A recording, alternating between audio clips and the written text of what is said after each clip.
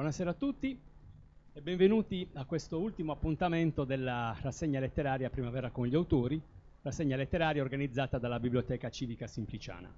Questa sera la rassegna incontra il giornalista e scrittore Vindice Lecis, che saluto e ringrazio di aver accettato il nostro invito, che presenterà il suo nuovo romanzo, ultimo romanzo, dal titolo Il nemico, intrighi, sospetti e misteri nel PC nella guerra fredda. In questo libro Vindice Lecis, con un taglio narrativo, ma con l'ausilio di documenti d'archivio in gran parte inediti, racconta una fase poco nota del Partito Comunista Italiano, quella in cui, in un clima di sospetto e di assedio, mosse appunto i suoi primi passi nell'Italia del dopoguerra.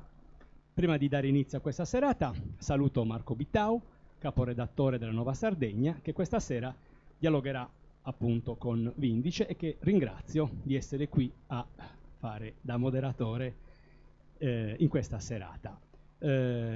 Avviso il pubblico di questa serata che l'incontro con l'autore verrà trasmesso in diretta video sulla nostra pagina di YouTube e verrà poi conservato sempre negli archivi della biblioteca online. Ringrazio il nostro tecnico e regista Matteo Micozzi, che per questi 7 appuntamenti della rassegna ha svolto egregiamente il ruolo di tecnico e di regista. Lascio la parola ai nostri ospiti e vi auguro una buona serata. Grazie.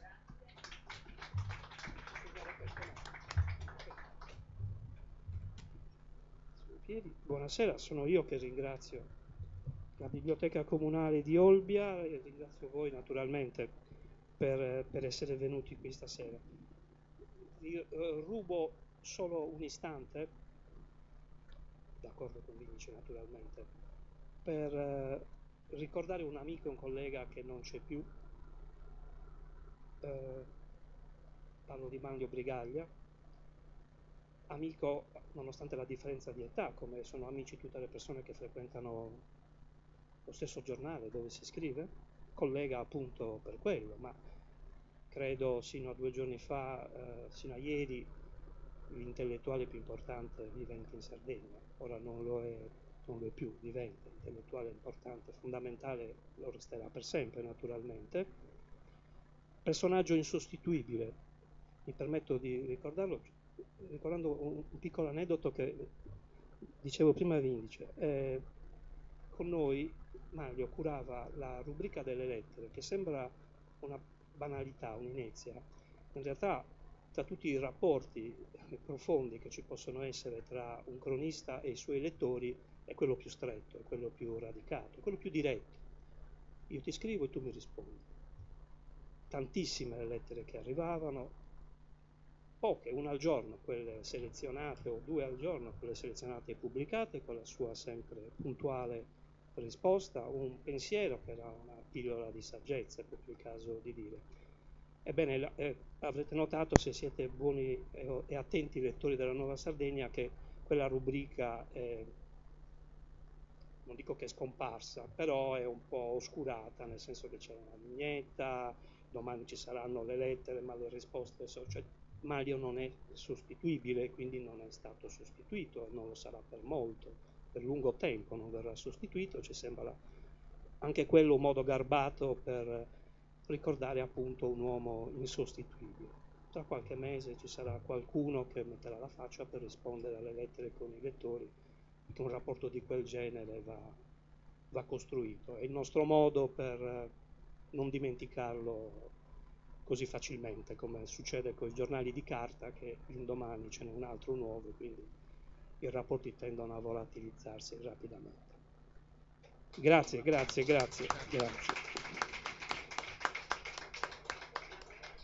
E veniamo a noi. Ritorniamo a noi, direi, perché ho avuto il piacere e l'onore l'anno scorso di raccontare una precedente opera di Vindice, che ormai è protagonista di un genere letterario, giornalista e scrittore. Le due, mai come in questo caso, le due figure professionali o artigiane, per certi versi, si sovrappongono, formano un unicum inscindibile, direi io. meravigliosamente inscindibile, perché poi è un traguardo giornalista e scrittore. Giornalista lo sono anch'io, scrittore no, ma neanche per niente, proprio no, assolutamente no. E non è solo questione di volersi o non volersi cimentare. Ci vuole una capacità di lettura delle cose che accadono, che sono accadute in tempi non lontani, ma Vindice si è occupato anche di tempi molto più lontani. Adesso sta esplorando mi sto permettendo di medesimarmi, sta esplorando un filone di storia recente, di storia che purtroppo nelle scuole non viene insegnata.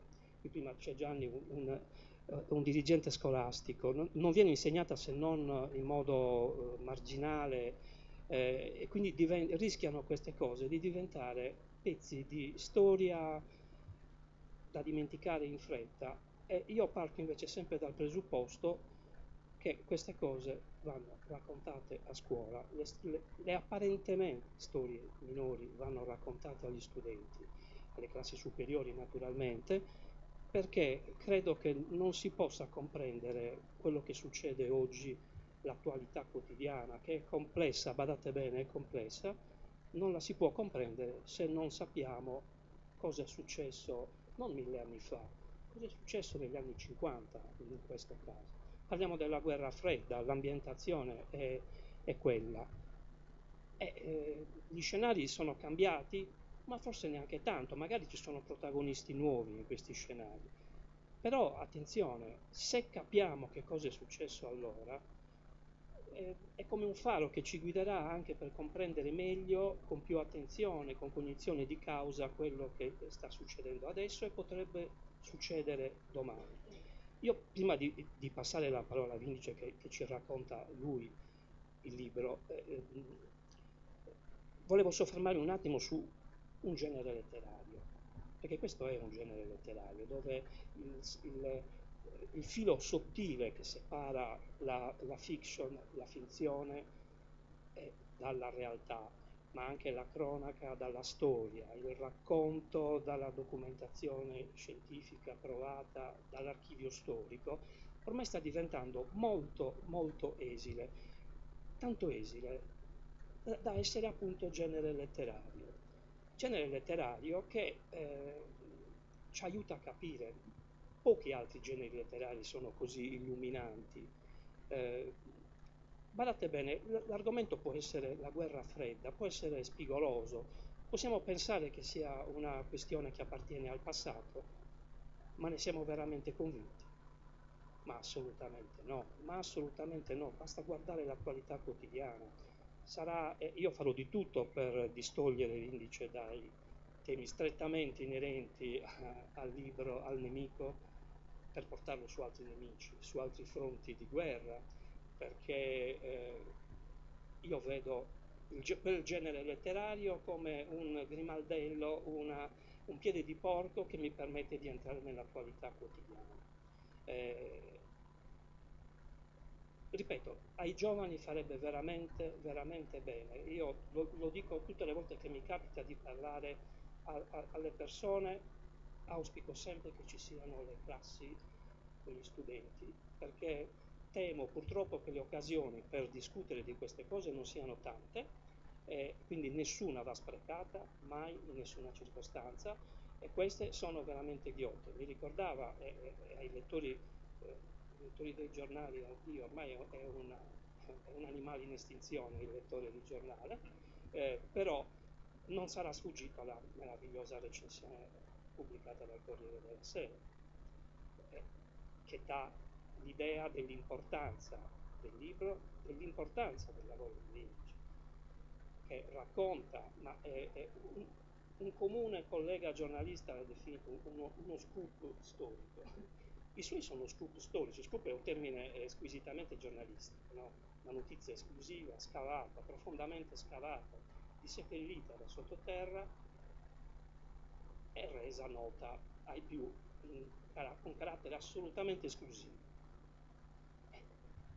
Questo lavoro rientra perfettamente in questo filone, ma siamo nel genere romanzo, non siamo nel genere notizia di cronaca.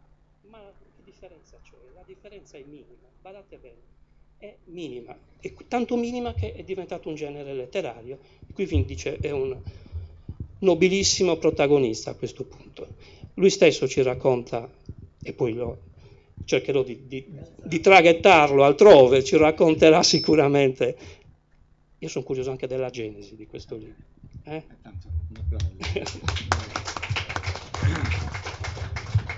Allora, buonasera a tutti, grazie. È bellissimo venire a Olbia perché le presentazioni sono sempre affollate, ci sono persone, c'è passione, c'è interesse.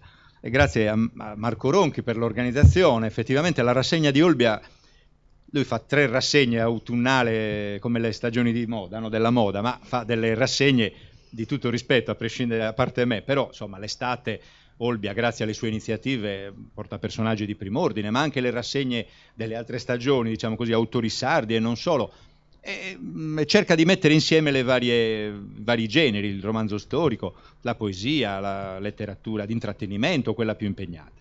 E grazie naturalmente a chi è presente e grazie a Marco che, voi non sapete, ma i giornalisti quando decidono di accettare di presentare un libro si mettono le mani nei capelli, perché stanno lasciando 2 o 3 persone in redazione che hanno da fare 8 pagine, l'agenda, la bacheca, l'incidente stradale, è un disastro. Io so cosa vuol dire e grazie a Marco per aver accettato. Allora, entriamo subito nel merito del libro. Allora, il nemico dice, ma perché si chiama il nemico? Perché questa immagine di Togliatti che gioca a scacchi? Perché sono rimasto colpito la guerra fredda. Ha ragione Marco, la guerra fredda è un qualcosa che sembra lontano, ma guardate che la guerra fredda è in corso. Avantieri Israele ha bombardato le basi iraniane in Siria, no? Quella è guerra calda, però in realtà dalla fine della seconda guerra mondiale gli scenari di guerra si sono moltiplicati e la guerra fredda era la divisione del mondo in 2 blocchi. Oggi non abbiamo più la divisione del mondo in 2 blocchi, prima ce l'avevamo tra, diciamo, socialismo reale e capitalismo. Adesso abbiamo il mondo che è tutto il capitalismo tra nord e sud, tra paesi poveri e paesi ricchi, tra chi ha l'acqua e chi non c'ha l'acqua, tra chi ha il petrolio e chi non ha il petrolio. Questa è la discriminante, eccetera.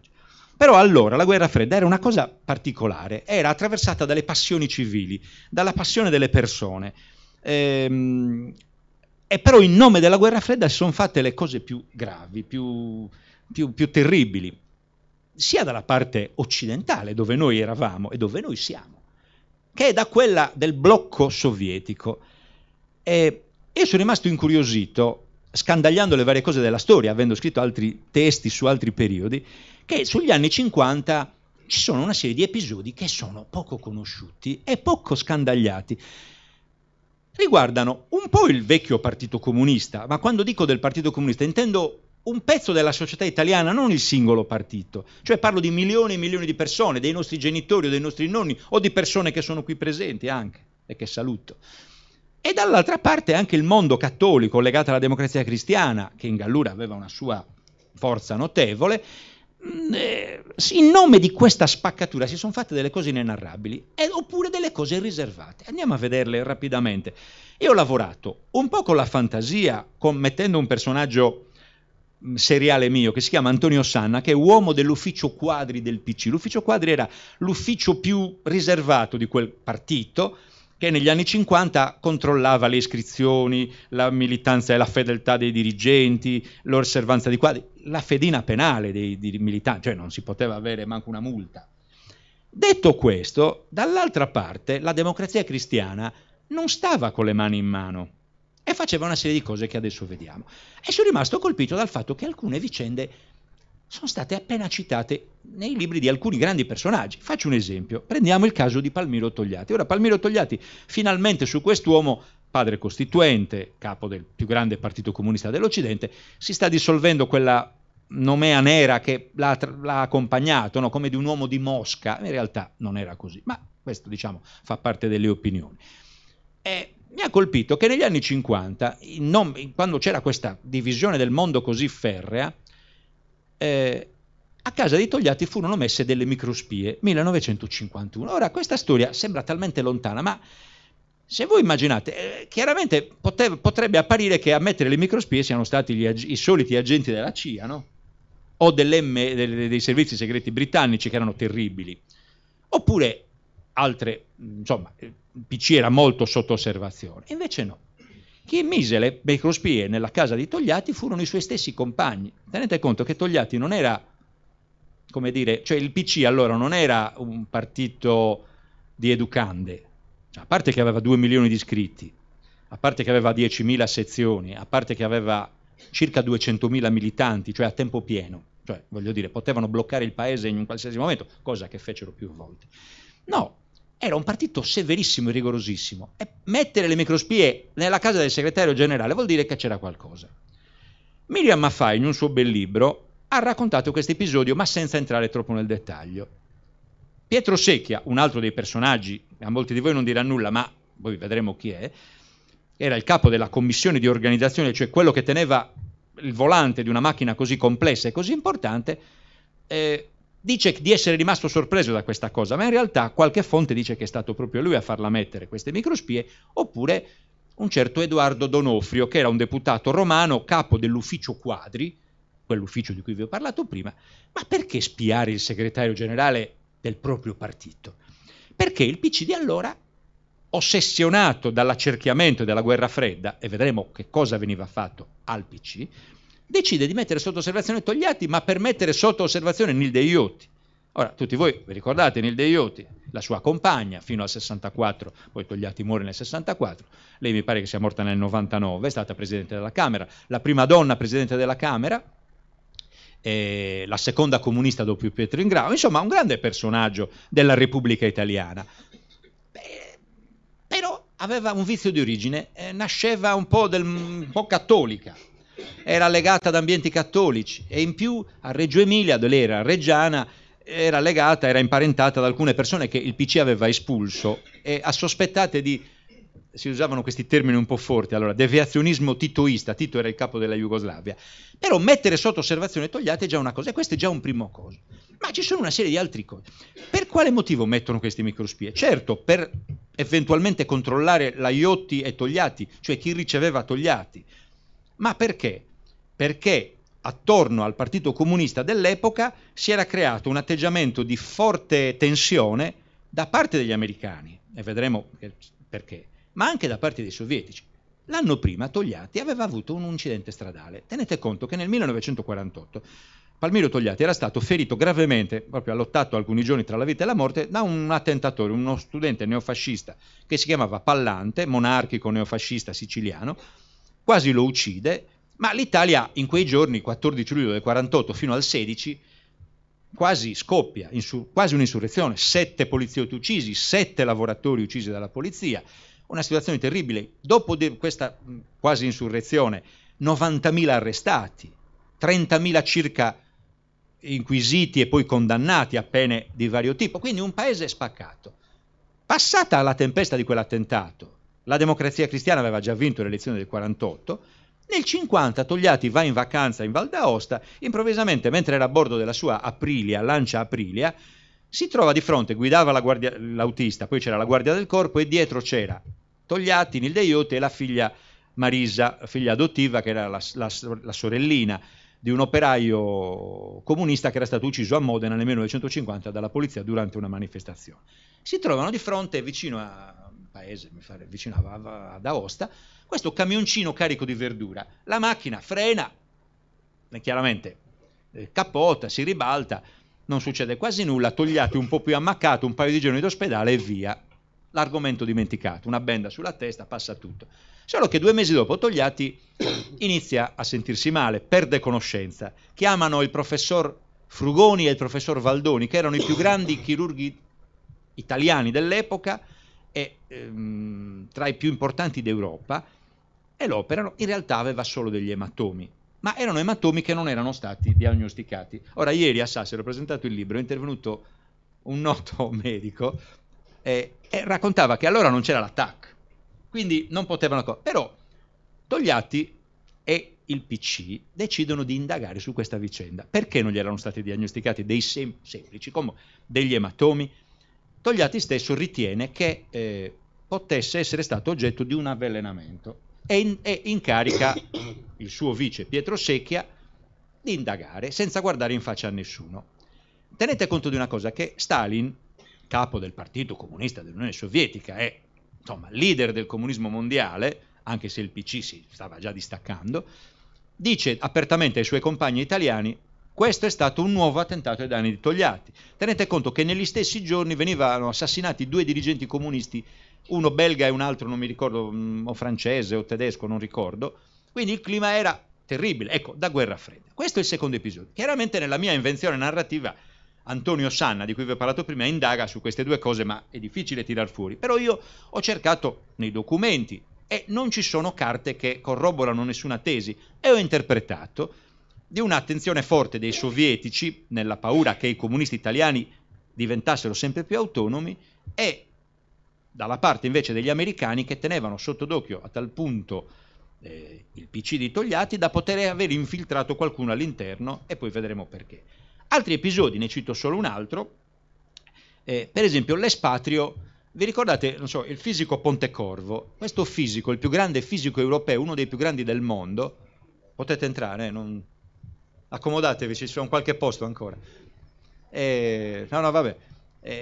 Improvvisamente questo fisico, che era il fratello di Gillo Pontecorvo, il regista comunista, si sposa con una signora svedese, dall'Italia va via e va in Gran Bretagna a lavorare in un laboratorio, uno dei migliori laboratori del mondo. Tenete conto che i servizi segreti lo tenevano d'occhio perché lui lavorava alla bomba atomica, come Fermi, cioè stiamo parlando di un circolo ristretto di specialisti.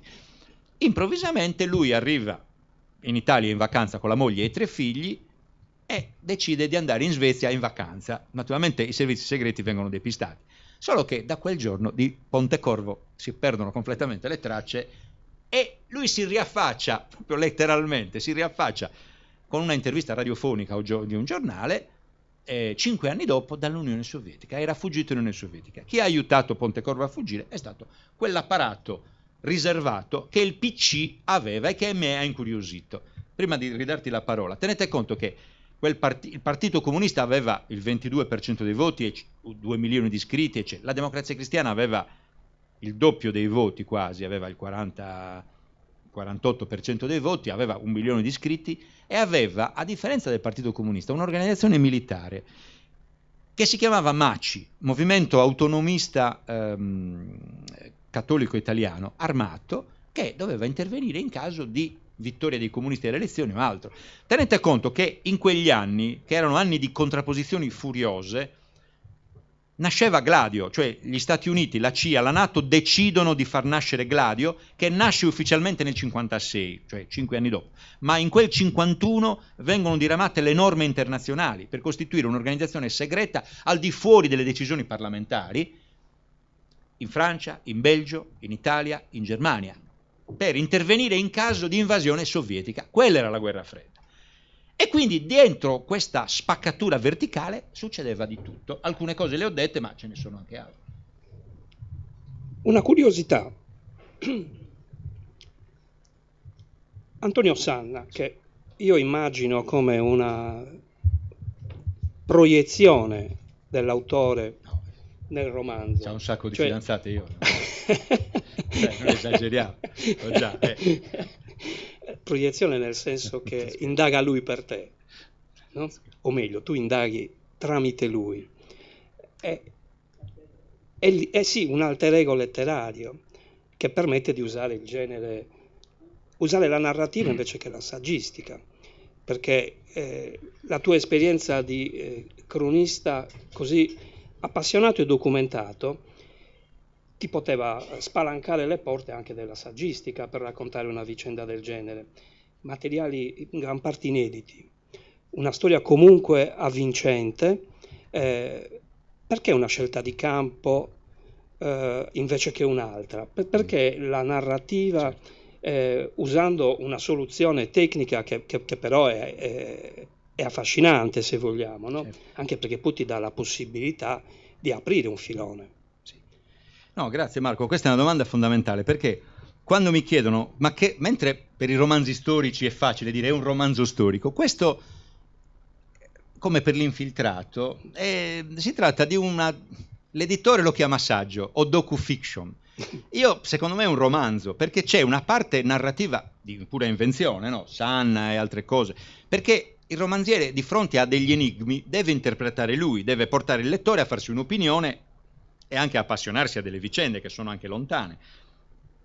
Non è un saggio perché non ha note a piè pagina, non è una cosa pallosa, insomma, ma c'ha una serie di colpi di scena. Lo stesso Antonio Sanna, che non è un alter ego, però consente di raccontare alcune vicende, è il personaggio tipico del militante comunista degli anni 50, funzionario di partito, onesto, rigoroso, discretissimo, disposto a sacrificare la vita, proprio la sua esistenza.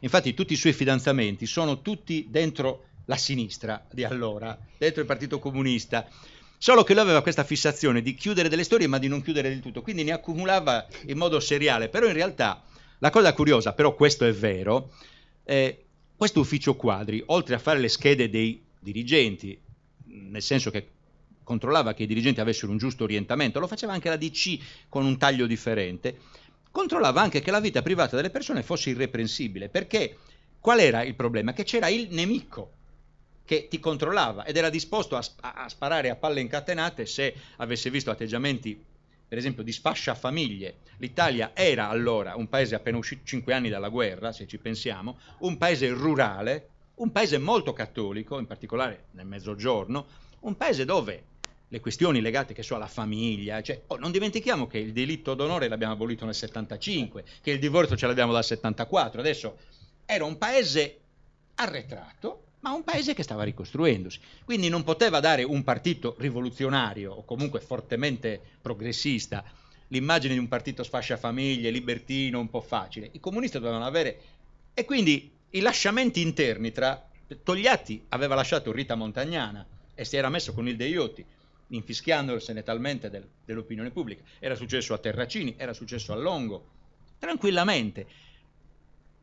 Però è successo che l'ufficio quadri richiamasse nelle federazioni, sono sicuro che è successo anche in Gallura, a Sassari o a Cagliari, eccetera, anzi lo so per certo, gli dicessero: guarda, ancora non sei sposato, metti la testa a posto. Chiamando alla vita certo, devi essere irreprensibile, non devi andartene in giro, cioè devi essere un quadro, cioè i lavoratori di te devono avere un'idea precisa di una persona seria. Oggi questa cosa può farci sorridere, ma era un mondo diverso, era un mondo totalmente diverso. La Democrazia Cristiana faceva i manifesti: i comunisti distruggono la famiglia. I comunisti, se andiamo a guardare la propaganda dell'epoca, degli anni 50, è una propaganda, certo, c'è l'immagine sempre dell'operaio e della donna che lavora con la manica rimboccata, eccetera, eccetera, ma anche il PC faceva i fotoromanzi per rispondere ai fotoromanzi di Area Democristiana, cioè era un periodo totalmente diverso. E quello che appariva erano famiglie unite in nome del lavoro, in nome del progresso, in nome dell'onestà, mentre la Democrazia Cristiana, erede di un ruralismo politico, le mogli, madri, figli, eccetera, un po' erede dell'idea, diciamo, del regime, no? Eccetera. Quindi due idee che si scontravano, ma mai andavano in discussione. Cioè non è che nel 50 si parlasse già del divorzio, era fuori dalla grazia di Dio, se ne è parlato solo nella metà degli anni 60 e poi nel 70 il primo voto del Parlamento e poi nel 74 il referendum. Quindi capiamo che cos'era quel paese e capiamo anche la grandezza di queste persone. Faccio un piccolo esempio di Soldi, no? Qui dentro abbiamo in questa sala uno che è stato funzionario del PC, ma non gli chiediamo niente. Una vita fatta di sacrifici. L'operaio specializzato nel 51 prendeva 33.000 lire di stipendio al mese. Il funzionario del PC non poteva superare le 30-31.000, perché dovevi essere l'esempio. Anche questa cosa oggi fa ridere. Se pensiamo che oggi i partiti non ci sono più, no? Nessun partito esiste, sono gruppi, movimenti, associazioni, grumi elettorali, clientele. E i gruppi dirigenti già da anni sono stati sostituiti dagli staff. Non ci sono più partiti che discutono negli organismi. Allora, io ho visto dei documenti sia del Partito Comunista che della Democrazia Cristiana. Quando il PC perdeva un punto in percentuale, si riuniva il comitato centrale e durava 3 giorni. E discutevano di ogni cosa. Perché a Olbia abbiamo perso? E Gianni è così, no? E si discuteva di ogni cosa. La DC faceva con differenza di valutazione, c'erano le correnti, nel PC non c'è. Qua, voglio dire, Renzi ha perso 8 elezioni di seguito, si è dimesso, ha fatto finta di mettersi, ma è lì che va in televisione. No, adesso il riferimento a Renzi è per far ridere, no? Ma però se ci pensiamo è un mondo diverso, quindi quando io scrivo una cosa sugli anni 50 devo calarmi in quel clima. che era il paese che cresceva, la presenza della Chiesa, la presenza pesantissima dei servizi segreti di mezzo mondo, perché l'Italia è sempre stata la cerniera, la cerniera. Se andiamo a vedere il 40° di Moro, ho fatto una conferenza l'altro giorno all'università su Moro e ho tirato fuori le conclusioni della commissione, perché non se ne parla, ma la commissione parlamentare 2 mesi fa ha chiuso i suoi lavori, quando si è votato a marzo, l'ha chiuso 3 mesi fa, e in questa commissione parlamentare ultima ci sono delle cose sconvolgenti, le trovate su internet, sull'ingerenza degli americani, sul fatto che i nostri servizi hanno depistato, sulla P2, sul fatto che Moro non è andato in via Gradoli, ma subito è stato messo in una casa in via Massi, che era un palazzo dello IOR, dove c'era uno di Autonomia Operaia, la moglie di Piperno, dove c'era un servizio segreti libici, americani, una società che commerciava in missili. Allora, adesso le sappiamo le cose, ma passano decenni prima di scoprire la verità. Stesso discorso degli anni 50. Ma mentre si parla di democrazia, socialismo, la Repubblica, la Costituzione, quando c'era un corteo sindacale, la polizia sparava. Dal 1948 al 52 ci sono stati 70 morti. 70 morti, ma manco in Libano. Tutti i segretari della CGIL, Camera del Lavoro, iscritti al PC, perché è socialista. È una cosa impressionante. Ed era un paese spaccato in due. Allora io dico, raccontare alcuni misteri è interessante con la finzione narrativa e con i documenti. Certo, mi fai venire in mente una cosa. Fate le debite proporzioni naturalmente, perché stiamo parlando di 70 anni dopo, ma siamo sicuri che un ufficio quadri con un altro nome sotto mentite spoglie e soprattutto con un'altra tecnologia non esista ancora, nel senso che uno strumento di controllo non esista ancora, nel senso che non banalmente siamo spiati, no, non mi riferisco tanto a quello, mi riferisco ancora che un meccanismo di selezione quadri sulla base di canoni, sulla base di norme che si assumono come fondanti di un essere perfetto, non esiste ancora. Penso alla rete, ovviamente, sì, certo. La tecnologia certo. oggi ci consente di controllare senza un ufficio quadri vero e proprio, insomma, senza un funzionario, ma con meccanismi spietati e implacabili di controllo. Ma sì, chiaramente l'ufficio quadri era l'ufficio quadri del Partito Comunista, che era un partito democratico, un partito rivoluzionario, che voleva cambiare lo stato di cose presenti, come si diceva, e doveva essere un partito fortemente coeso, e l'ufficio quadri serviva a quello, ma era presente in tutto il mondo. Oggi che non ci sono più i partiti, non c'è più nulla, e la rete, adesso, la rete più che spiare quello che facciamo, spia i nostri gusti alimentari, di libri, eccetera, e ci indirizza. Lo scandalo che riguarda Facebook è quello, non è tanto il leggere le nostre chat, è quanto di capire i nostri gusti e poi inserirci le pubblicità giuste. Quello, diciamo, ma l'idea di un cosiddetto grande fratello, vabbè, quello è sempre presente, ma d'altra parte noi siamo perennemente spiati. Ci sono anche delle bellissime serie TV che vengono fatte anche in nome e per conto dei servizi segreti, che sono spaventosamente realistiche e che consentono davvero di capire ogni cosa. Oggi è cambiato il mondo. Trump, prima di bombardare, avverte Putin. È già 2 volte che è successo, no? No, è vero, no? L'altro giorno, il primo bombardamento, quello propagandistico di francesi, inglesi, perché i francesi ci sono sempre con la baguette e cose, eccetera. Ma Netanyahu era sulla Piazza Rossa con Putin nell'anniversario della vittoria antinazista l'altro giorno e l'ho avvertito, guarda che stiamo per dire, ecco, quelli sono i rapporti tra gli stati, perché la guerra non è più fredda, ma è una guerra commerciale. Il fatto che Trump abbia messo i dazi è un problema nei rapporti con l'Europa, o con la Cina, perché adesso lo scontro è tra le 2 grandi potenze, la Russia è in mezzo, tante cose. Prima la battaglia era geopolitica, ma anche molto ideologica, no? Un'idea di società contro un'altra idea di società. La DC vinse nel 48 perché diceva: noi siamo usciti dal fascismo, siamo usciti dalla guerra, non dobbiamo andare in un altro salto nel vuoto, che erano le democrazie dell'est. Tra l'altro prima del 48 c'è stato un colpo di stato in Cecoslovacchia e Togliatti e Nenni si sono persi tutti i voti. Infatti il Fronte Popolare perse col 31%, la DC ebbe il 48%, una cifra importante. Quindi oggi noi siamo completamente... la cosa curiosa è che i nostri servizi di intelligence non c'entra molto con il nostro lavoro, ma in parte perché poi nel romanzo c'è Antonio Sanna che scivola su una vicenda proprio sulla questione della fuga di Pontecorvo. Ma se voi andate a vedere i rapporti che fanno annualmente i nostri servizi segreti, che sono considerati tra i più intelligenti del mondo, non a livello degli israeliani o dei russi o degli americani o dei britannici, ma comunque molto importanti, avete visto che ci sono stati una serie di arresti l'altro ieri, anche qui in Gallura, no? Per questa cosa del terrorismo, non so se l'hai seguita tu, eccetera. Se voi andate a vedervi il documento dell'AISI presentato al Parlamento a febbraio, la questione dei finanziamenti degli islamici, e altri tipi di finanziamenti, è presente, è raccontato tutto. Cioè i nostri servizi sanno già tutto, si interviene. Poi i servizi hanno un lato oscuro. Per esempio, quando in Francia i terroristi hanno colpito, tutte le volte che colpiscono, era già noto ai servizi segreti, era già noto ai servizi di sicurezza, ma bloccali, fermali. E questa cosa mi fa pensare al libro precedente, L'Infiltrato. Quando io ho parlato con i carabinieri dell'infiltrazione, e mi hanno raccontato, dopo che era uscito il libro, l'infiltrazione di un militante del PC dentro la colonna romana del BR, ne parlammo qui con te e qui in questa sala, io gli chiesi, ma scusa, se questi terroristi sapevate tutto, avevate diversi infiltrati, perché avevano almeno 2 o 3 infiltrati, uno della polizia, uno dei carabinieri e uno del PC, perché non li avete fermati quando facevano gli assassini, le cose, cioè? E questa è la ragione di Stato terrificante, è come la morte di Moro.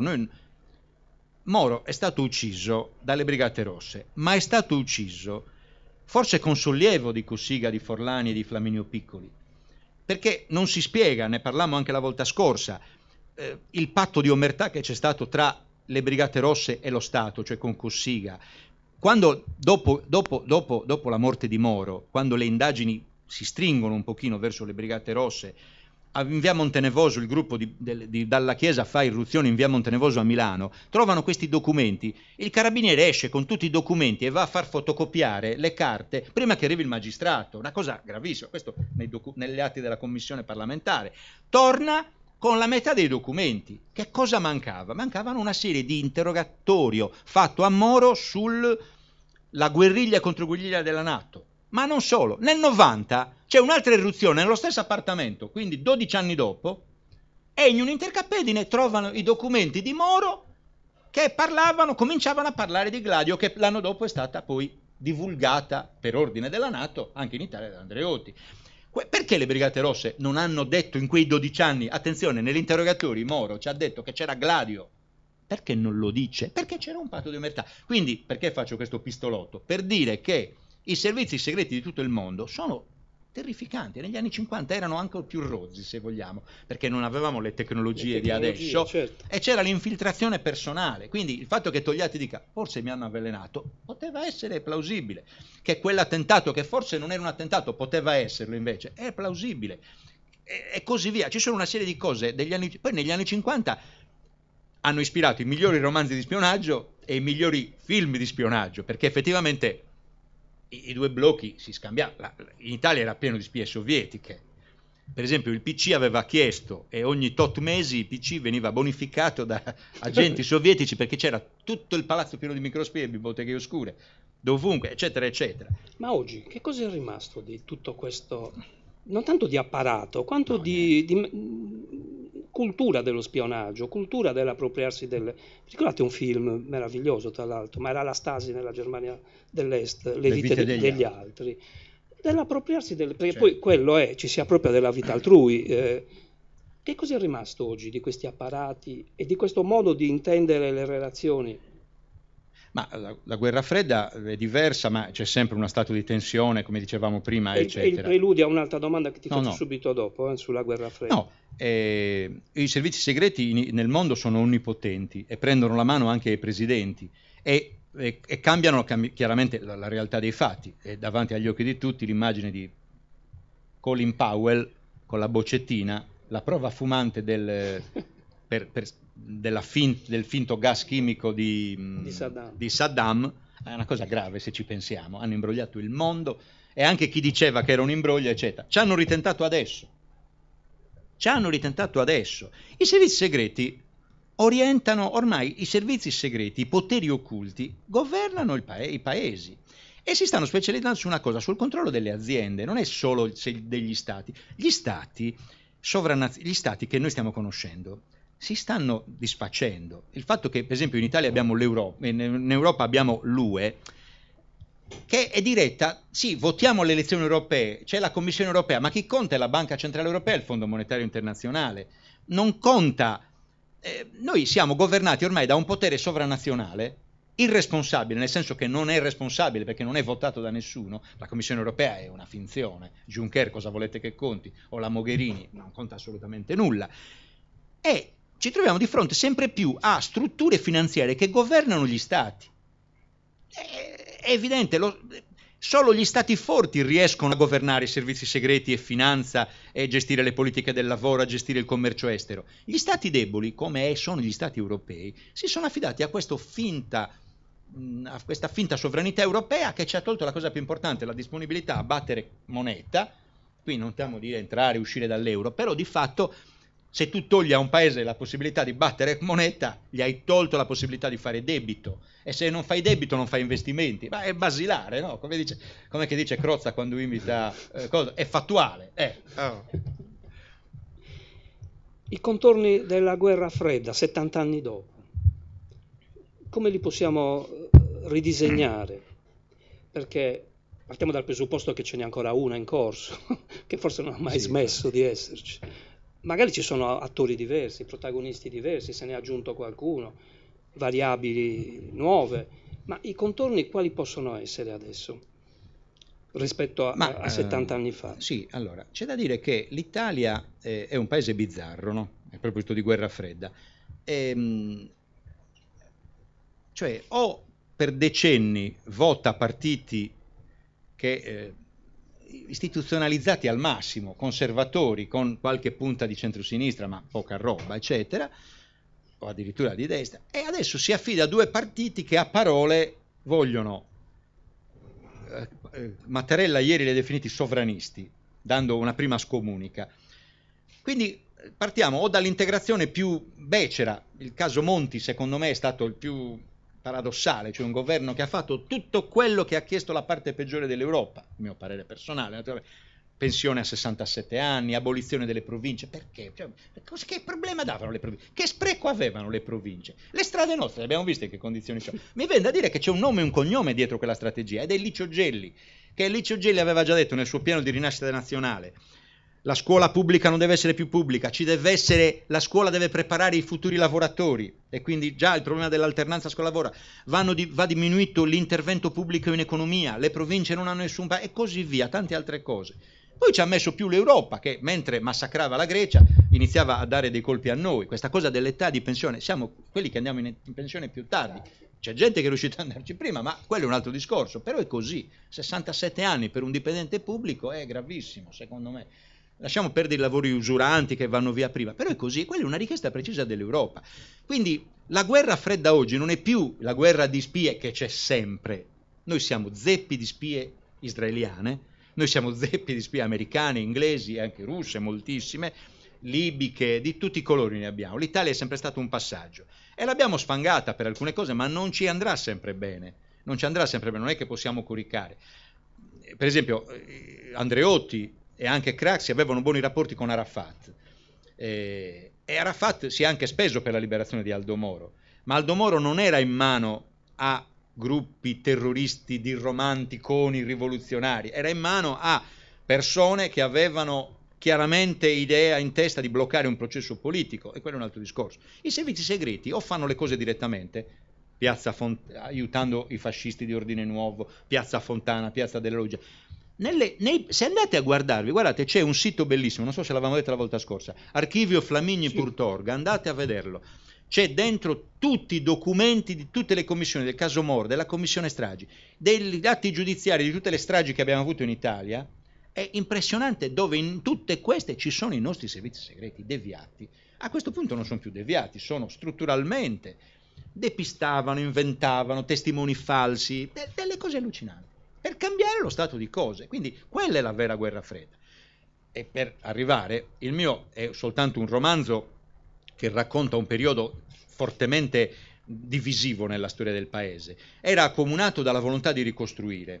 Per esempio, quando in quello stesso anno c'è l'alluvione del Polesine, ci sono ci sono morti, ci sono distruzioni immane, il paese si mobilita come si è mobilitato, cioè allora il paese era, diciamo, anche più coeso, se vogliamo.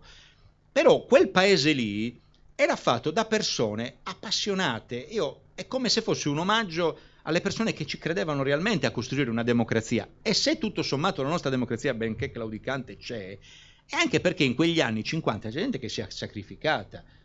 Non è un caso che dopo il buio degli anni 50, che sono stati bui veramente di repressione, di censura, di clericalismo, abbiamo avuto la ripresa, i primi movimenti degli anni 60, e poi l'Italia che è cresciuta moltissimo e ha ottenuto le migliori cose. Non dimentichiamo che poi negli anni 70, nonostante siano stati gli anni del terrorismo sanguinario, sia fascista che brigatista e di prima linea, sono stati gli anni delle più grandi conquiste, delle conquiste previdenziali, delle conquiste della sanità pubblica, del servizio sanitario nazionale, della nascita delle regioni. L'Italia come è dire cambiata. Che da queste tensioni poi nasce sono costruttive. Ma da chi credeva nella politica. Finché c'erano i grandi partiti di massa, prendiamo le candidature, adesso c'entra relativamente, ma io racconto come venivano fatte le candidature, la scelta dei quadri, in particolare del Partito Comunista, ma riguardava anche gli altri, anche i socialisti, che erano comunque un grande partito, e anche la Democrazia Cristiana, che era il partito elettoralmente più forte, ma aveva meno iscritti del PC. Per essere candidati alle comunali passavi attraverso 8 esami. Oggi invece uno si candida. Capito? Cioè uno si alza e dice: io candido quella lì che è la moglie di... Sì, ma... Oppure quanti voti porti? No, prima era la fedeltà, l'adesione, la capacità. Era un mondo totalmente diverso e davvero riguardava. La gente, se c'era, faccio un esempio, se gli studenti protestavano, sapevano da chi bussare in Parlamento. C'era un partito che prendeva lo Statuto dei lavoratori, faccio un esempio, è la fine di un grande movimento dei lavoratori, unitario, e poi in Parlamento, per esempio, il PC si astenne, non votò a favore, perché voleva che l'articolo 18 fosse esteso anche alle aziende sotto i 15 dipendenti, mentre invece, voi sapete che era sopra, adesso invece Monti, Fornero e Renzi l'hanno totalmente tolto, quindi oggi per un lavoratore o ti danno un risarcimento di fasullo oppure stai a casa. Quindi un tempo quelle cose non venivano concesse, perché una cosa del genere si scoppiava, si mobilitavano, si facevano. Gli anni 50 sono anni durissimi, ma sono anni pieni di lotte. Per esempio in Sardegna abbiamo 2 episodi enormi di grandissime lotte. Le lotte dei braccianti della zona di Monte Minerva, Meilogu, vicino a Bonorva, eccetera, eccetera, proprio con arresti, eccetera. Anche arrivavano da Ittiri, le donne di Ittiri, e poi la battaglia dei minatori del Sulcis, ahimè, una battaglie ricorrenti, ce le portiamo sino a oggi, però battaglie, lì avevi 30.000 lavoratori e lì avevi amministratori locali, è tutto un mondo. Una Sardegna che cercava di cose. Ora, guardando i dati degli anni 50, per tornare alla Sardegna, tra l'altro moltissimi documenti che metto, alcuni fanno un po' sorridere, riguardano proprio la Sardegna, riguardano questi territori, diciamo il Sassarese e anche in parte la Gallura e un po' il Nuorese. Insomma, la cosa particolarissima è che la Sardegna in quegli anni era una Sardegna distrutta, non tanto dalla guerra, perché non avevamo avuto la guerra, c'erano i 2 bombardamenti, ma quanto ho guardato, la CGIL fa il primo congresso del popolo sardo nel 50, con i dati, e per la prima volta viene fatta un'analisi di come era la situazione sarda fino al 48-49. I 2/3 dei paesi non avevano l'acqua potabile, i 2/3 dei paesi non avevano l'energia elettrica. No, ma non è uno scherzo, è così. L'agricoltura era ferma agli anni 30, cioè è così. Quindi quindi la gente, quando fischiavi, si mobilitava, lottava, si impegnava, rischiava di persona. Le carceri erano piene di persone, anche nel tuo Sulcis. Daverio Giovannetti, per esempio, figura mitica di Iglesias, passava più in galera che fuori. Torrente di Oristano, ma anche nel Sassarese era pieno. Battaglie dei sugheri, anche del sughero qui, cioè battaglie dovunque. La gente si esponeva, perché c'erano i partiti. Oggi è cambiato tutto, adesso non stiamo lì a rinvangare cose, però quegli anni 50 sono basilari per capire come siamo, le conquiste che abbiamo raggiunto e come poi siamo tornati indietro. Una curiosità che mi sono sempre ripromesso di chiederti. Lo spazio che la Sardegna ha in questa vicenda, in queste vicende così centrali, quelli degli anni 50, ci è capitato qui, in questa biblioteca, una chiacchierata su un libro molto interessante su Renzo Lacuni, inserito perfettamente in questo clima di misteri, un pochino di sospetti molti, Sì, di sospetti molti, uomo vicino a Togliatti, di sospetti tantissimi. E c'era una Sardegna centrale in questi anni 50, o almeno la rivendicazione di una Sardegna, un'idea di Sardegna è il titolo di quel libro, qualcuno di voi magari se lo ricorda. Come si può inserire una figura del genere nei misteri di quegli anni della guerra fredda? Io non so quali sospetti ci fossero su Lacuni. No, non tanto su Lacuni, ma sulla sua vicinanza con Togliatti. Lui era uno dei suoi consiglieri giuridici tra i più importanti, era un sardo rinomato, come era Velio Spano nella direzione del PC. Cioè la Sardegna ha espresso sempre personaggi di primo piano, però la Sardegna era più che altro oggetto di grandi attenzioni da parte della NATO.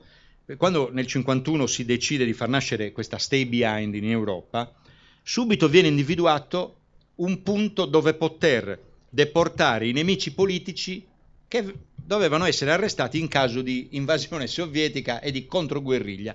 E dove viene individuata? È come per le scorie nucleari, no? In Sardegna. E già dal 51 la società Torre delle Stelle dei servizi segreti italiani inizia a cercare un terreno e lo trova dove? Tra Bosa e Alghero, no?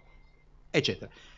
Capo Marrari. Esatto, Capo Marrari. Cioè, e da lì nasce tutto il discorso di Gladio. Cioè, la base c'è ancora, fa altre cose chiaramente, dove hanno addestrato gladiatori, dove negli anni 50 dovevano essere deportati e poi nel 60 e poi nel 70, tutto in segreto questo qui. Ecco, queste sono le cose particolari, cioè un periodo anche di terrore, di paura, di essere arrestati.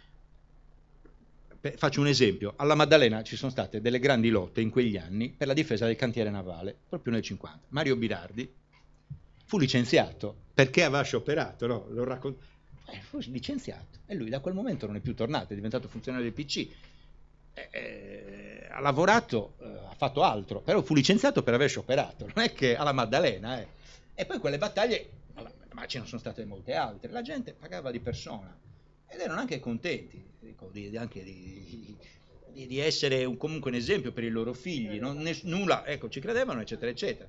E poi chiaramente c'erano i misteri, le mezze verità, anche da parte del Partito Comunista, una certa ambiguità nel rapporto con l'Unione Sovietica c'è sempre stata, non è che da una parte c'era il buono, però effettivamente chi governava aveva un controllo totale degli apparati di sicurezza che davvero controllavano con gli strumenti tecnologici dell'epoca, ecco, microspie c'erano ugualmente. Ma tornando al libro, ma credi che una descrizione così dell'ufficio Quadri possa dare una caratterizzazione negativa del ruolo svolto dal Partito Comunista Italiano in quegli anni? No, perché chi anni legge... difficili. No, è chiaro che io non ho problemi a raccontare delle cose, ma non c'è niente di negativo se tu chiedevi l'iscrizione a un partito politico. Io sono cresciuto che il partito dei misteri era la Democrazia Cristiana, prima di leggere... Certo, la DC... Non mi fa cambiare idea. No, la DC effettivamente è il partito dei misteri e di cose ben pesanti, delle tangenti, eccetera.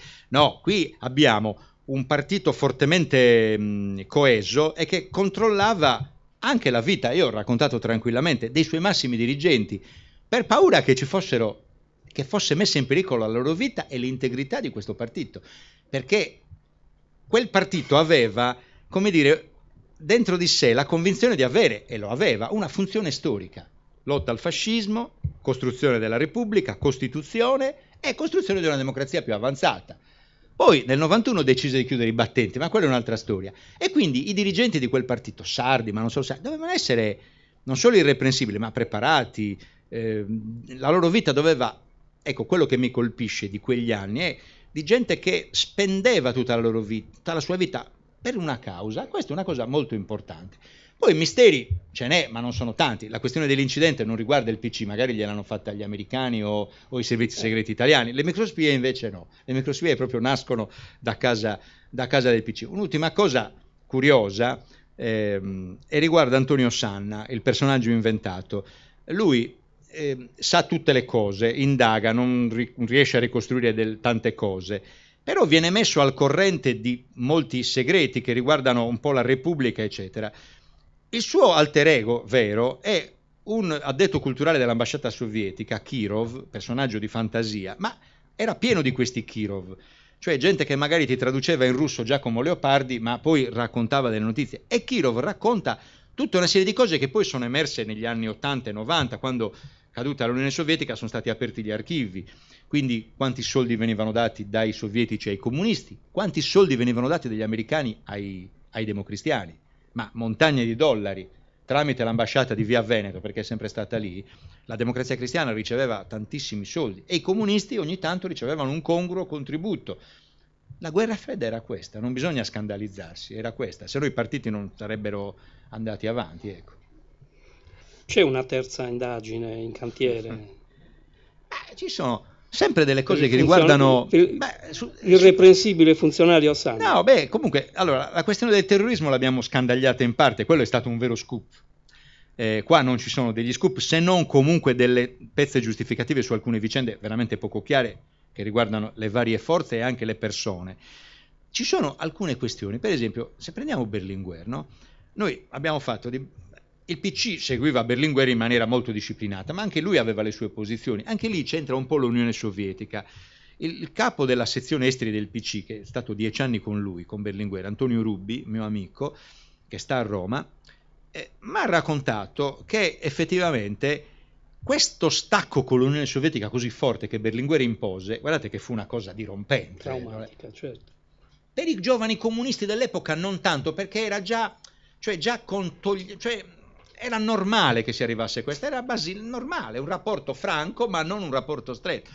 Però ci fu un lavorio forse dell'ambasciata sovietica per far fallire l'eurocomunismo e lì si può lavorare, come per esempio, quello è stato già scandagliato, ma per esempio l'incidente stradale che nel 73 ebbe Berlinguer a Sofia, ma è stato già scandagliato, lì è più di parte bulgaro-sovietica, oppure i controlli asfissianti che Berlinguer ha avuto da parte degli americani prima che Moro venisse ucciso, quando faceva le riunioni con la Democrazia Cristiana a casa di Totò, il suo segretario, ed era pieno di microspie della CIA. La cosa è stata già scritta, ma su quell'aspetto si può lavorare. Cioè, noi siamo un paese a sovranità limitata, cioè eravamo e siamo ancora sotto il controllo. Se voi guardate, nessun governante italiano dice una cosa sull'Europa. Anche ieri Mattarella ne è uscito con questa cosa, stanno emergendo i sovranismi, ma poi la gente quando gli dici siamo europeisti, che cos'è l'Europa? Che cos'è? Nulla alla fine, è qualcosa che peggiora le nostre condizioni di vita. Ed ecco perché bisogna unire la difesa e la salvezza della democrazia con lo sviluppo della democrazia e con la rinascita, secondo me, sarà difficilissimo, delle forme organizzate dei cittadini, che erano i partiti. Io ci credo. Senza quello siamo in mano al signorotto che si alza come nel 600. Credi che il degrado della vita politica sia determinato dalla trasfigurazione della forma partito? Da quando ci siamo inventati con Mario Segni e con Veltroni l'idea che noi dovessimo essere bipolari, un po' progressistini e un po' conservatorini. E il paese non è così, noi non abbiamo questa tradizione, avevamo il proporzionale puro, eppure il paese è andato avanti, non è che è crollato, è affondato, no, Francesco, sbagliato. Avevamo un proporzionale che era un sistema non perfetto, imponeva delle alleanze, per esempio i comunisti grazie al proporzionale avevano il 34% nel 76, ma stavano all'opposizione, i centristi facevano le loro alleanze e tenevano fuori i comunisti, però i comunisti in Parlamento potevano portare in Parlamento una forza che quando c'erano lotte, mobilitazioni, raccoglievano e si andava. Nessuna legge è stata fatta pessima, pur essendo i comunisti all'opposizione, perché si mettevano d'accordo. E devo dire che le grandi conquiste degli anni 70, legislative, che hanno picconato negli ultimi anni, nascono da quell'intesa. Io non mi vergogno a dire che, era consociativismo, era confronto parlamentare tra partiti di massa. Quando i partiti hanno perso la loro dimensione di massa, a chi rispondono?